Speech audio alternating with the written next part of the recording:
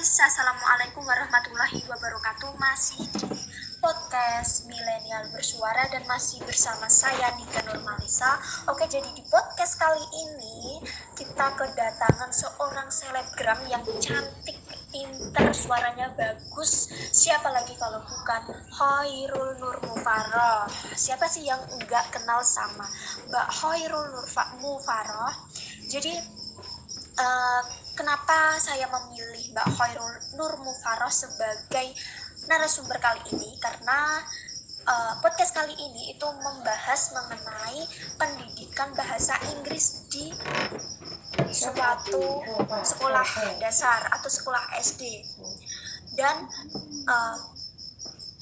tema kali ini tuh sesuai banget sama si selebgram Mbak Khairul. Kenapa? Karena si Mbak Khairul ini itu mengambil jurusan S2 Pendidikan Bahasa Inggris dan pastinya sudah dipastikan bahwa beliau atau Mbak Khairul ini tuh udah pinternya banget. Jadi tunggu apa lagi? Langsung aja kita ke narasumber kita. Silahkan Mbak Khairul untuk memperkenalkan dirinya dan selamat datang di podcast Milenial Bersuara.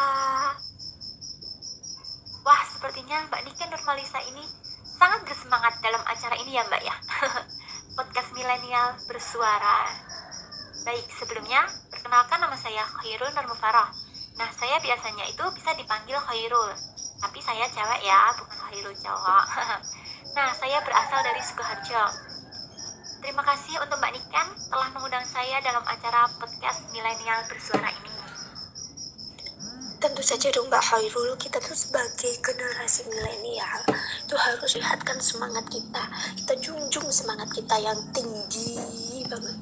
Dan juga karena narasumber kita tuh Mbak Khairul Nurmufaroh, jadi saya harus meningkatkan semangat kita karena Mbak Khairul tuh terkenal banget sama semangatnya yang tinggi. Jadi biar aku tuh bisa ngimbangi semangat Mbak Khairul. Jadi kalau podcast kali ini langsung aja kita mulai. Gimana Mbak Khairul? Setuju nggak? Oke, kalau Mbak Khairul setuju, langsung aja podcast Milenial Bersuara. Langsung aja kita mulai. Untuk yang pertama-tama, terima kasih kepada Mbak Khairul karena udah mau gabung di podcast Milenial Bersuara. Terus untuk yang kedua, gak usah berlama-lama, langsung aja aku mau melontarkan pertanyaan satu demi satu kepada Mbak Khairul mengenai pendidikan bahasa Inggris di Indonesia. Jadi gini Mbak Khairul, aku tuh mau bertanya, menurut Mbak Khairul, pendidikan bahasa Inggris di Indonesia itu seperti apa? Waktu dan tempat, monggo saya persilahkan. Mbak Niken ini sungguh luar biasa sekali ya. Sebagai generasi milenial, memanglah kita harus semangat dan sebisa mungkin menjadi pribadi yang lebih baik lagi. Baiklah, untuk pertanyaannya ya, tadi apa Mbak? Apa itu pendidikan bahasa Inggris? Nah, menurut saya pribadi itu pendidikan bahasa Inggris, program studi bahasa Inggris itu program studi yang mempelajari kajian bahasa Inggris. Nah, itu nanti biasanya dimulai dari listening, reading, writing, dan speaking. Pastinya dong mahasiswa prodi pendidikan bahasa Inggris itu wajib untuk mempersiapkan menjadi seorang pengajar, guru bahasa Inggris di tingkat SD, SMP, SMA. Bahkan bisa di perguruan tinggi sekaligus. Nah, di sini bahwa calon mahasiswa yang tertarik untuk mengambil jurusan pendidikan bahasa Inggris itu tidak perlu bermodalkan bahasa Inggris. Yang diperlukan hanyalah niat dan ketekunan. Seperti itu Mbak kira-kira. Nah, dari jawaban dari Mbak Khairul tadi, saya tertarik banget sama yang Mbak Khairul jelaskan di part akhir, di mana Mbak Khairul menjelaskan bahwasannya mengambil prodi atau mengambil jurusan pendidikan bahasa Inggris itu tidak harus menguasai bahasa Inggris. Nah, di sini saya mau bertanya, apakah Mbak Khairul dulu sebelum memilih pendidikan bahasa Inggris ini juga belum pandai atau sudah pandai atau gimana gitu Mbak? Kalau saya dulu itu ya sebenarnya belum pintar-pintar banget sih Mbak, cuman saya memiliki tekad dan niat juga serta dorongan dari orang tua sehingga saya bisa menjadi seorang yang seperti sekarang ini. Oh, berarti untuk teman-teman milenial semuanya yang ingin mengambil jurusan pendidikan bahasa Inggris, kalian tuh nggak perlu memiliki modal yang besar banget. Intinya itu kemampuan berbahasa Inggrisnya sedikit tuh nggak apa-apa, asalkan mempunyai tekad yang kuat untuk maju, gitu ya Mbak Khairul. Oke. Untuk pertanyaan yang kedua di sini, saya itu mau bertanya mengenai, menurut Mbak Khairul, pendidikan bahasa Inggris di Indonesia itu sudahkah berjalan dengan sesuai keinginan atau belum atau gimana gitu Mbak?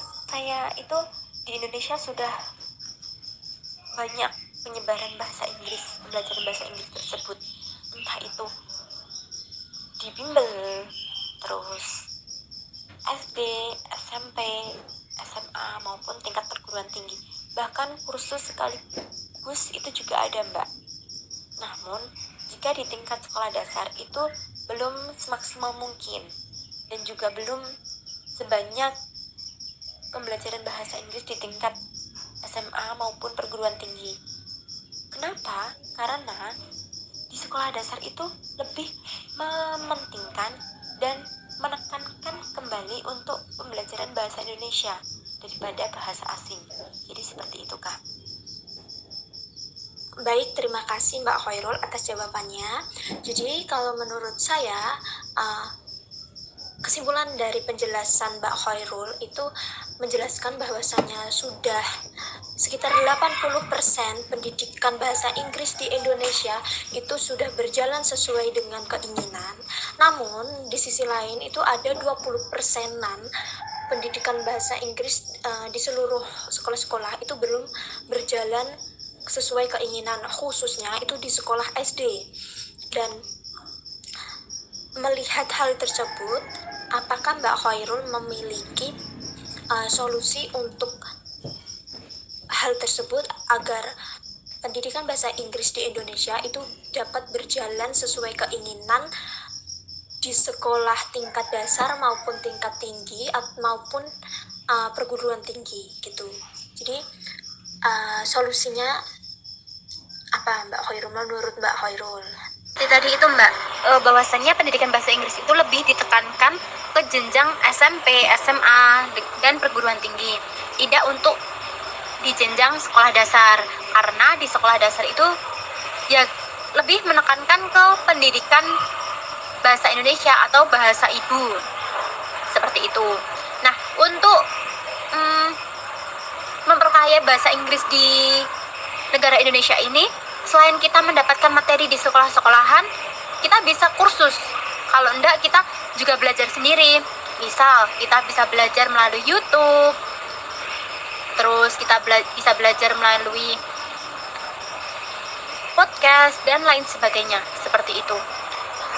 Di YouTube sendiri juga menyediakan banyak sekali channel berbahasa Inggris, mulai dari pelajaran dasar seperti listening, terus grammar seperti itu, percakapan-percakapan keseharian, seperti itu Mbak. Oke, melihat jawaban dari Mbak Khairul Nur Mufaroh, itu dapat saya ambil kesimpulan bahwasannya sebenarnya cara memajukan pendidikan bahasa Inggris itu caranya banyak banget, metodenya banyak banget, dan salah satunya itu bisa menggunakan media YouTube sebagai sarana untuk meningkatkan pendidikan bahasa Inggris di Indonesia. Dan itu kalau menurut saya juga setuju Mbak dengan pendapat Mbak Khairul.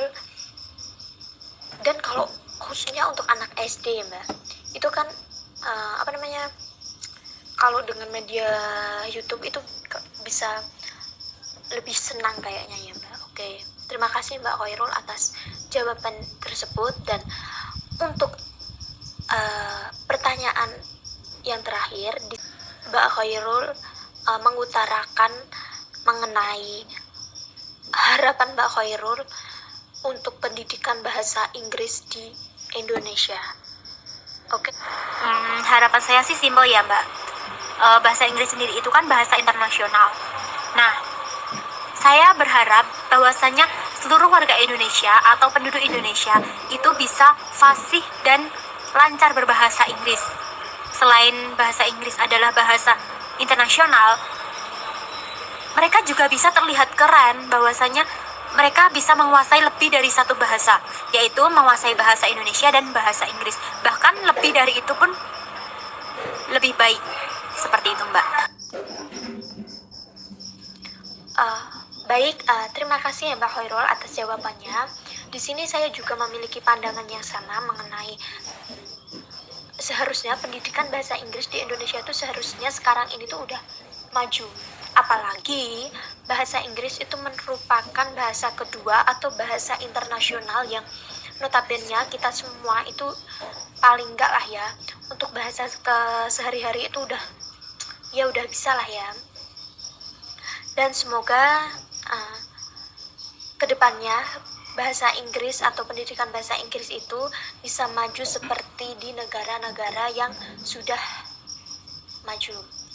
Oke, terima kasih Mbak Khairul karena udah mau mampir di podcast Milenial Bersuara ini. Saya ucapkan terima kasih juga kepada teman-teman semua yang sudah mendengarkan podcast ini. Sekian dari saya. Apabila ada salah-salah, mohon dimaafkan dan jangan lupa juga untuk selalu nonton podcast Milenial Bersuara. Wassalamualaikum warahmatullahi wabarakatuh.